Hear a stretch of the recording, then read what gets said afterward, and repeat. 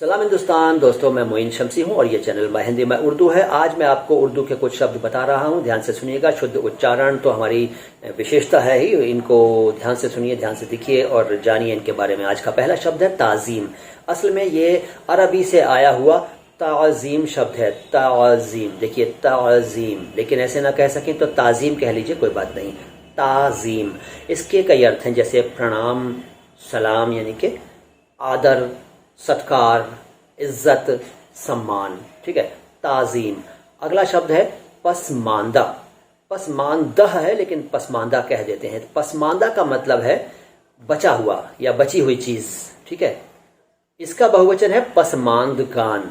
पसमानदगान, पसमानदगान या पसमानदगां दोनों चलते हैं और इसका अर्थ है, एक तो वही कि ये बहुवचन है तो जाहिर है कि बहुवचन के हिसाब से अर्थ बन जाएगा। जैसे हमने बताया बचा हुआ या बची हुई चीज, तो बची हुई चीजें, बचे हुए ये भी अर्थ हो सकता है। लेकिन इसका एक अर्थ है मरे हुए मर्द के बाल बच्चे, मृत पुरुष के बाल बच्चे। ठीक है, पसमानदगान कहलाते हैं।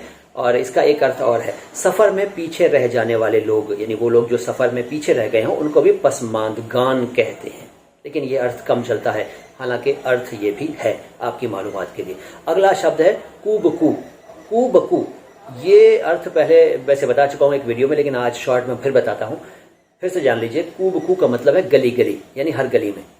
कूचा बकूचा ये है ओरिजिनली, लेकिन इसको शॉर्ट में कूबकू, कूचा माने गली होता है ना, तो कूबकू, कूचा बकूचा एक ही बात है, गली गली, हर गली में। ठीक है, अगला है तशना काम। तशना काम, तशना काम फारसी भाषा का है और इसका अर्थ है प्यासा, और इसका एक अर्थ नाकाम भी है। नाकाम भी इसका एक अर्थ है तशना काम का। प्यासा इसका आम अर्थ है। तशना काम एक शब्द है बेखुदी, अक्सर पूछा जाता है, पहले बता चुका हूं एक वीडियो में, लेकिन आज शॉर्ट में फिर जान लीजिए, फिर से जान लीजिए।